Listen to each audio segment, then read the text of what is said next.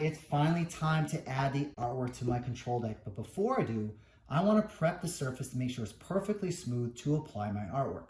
So I'm going to take 220, got my sanding block, have my orbital sander, and I'm going to do a quick pass to make sure I remove any big surface imperfections. Then I'm going to want to seal the MDF. And to do that, I'm going to use this Zinsser Bullseye Shellac.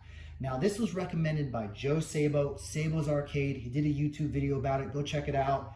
And I ordered it to give it a try. It is absolutely a game changer for prepping MDF.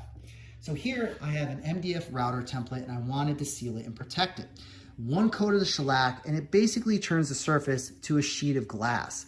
It is perfectly smooth. It is great to apply paint or apply your vinyl artwork. All right, well, time to get shellacking.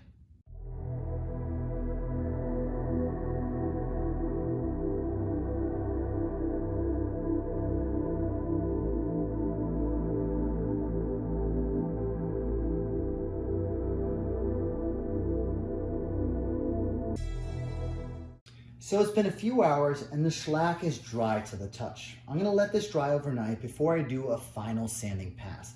Yes, just one more sanding pass because when we apply the shellac, we do end up with some streaking and a little bit of texture to the surface. Let's take a closer look. So you can see here, it's sealed, it's relatively smooth, but there is some streaking and a little bit of texture from the application of the shellac.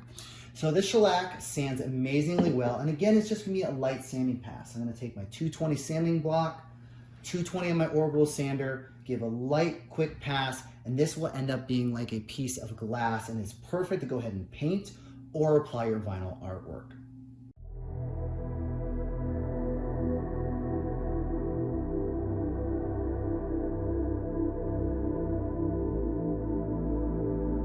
Final sanding pass is done and everything is smooth. Let's take a closer look here.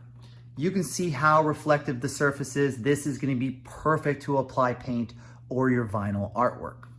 So the other thing I want to go over is when you're done with your final sanding pass, you want to thoroughly clean everything. You're sanding with 220 or a higher grit sandpaper, and that dust is like baby powder and gets into everything. You want to thoroughly vacuum and wipe everything down before you paint or apply your artwork. So I don't want to see any unfinished MDF.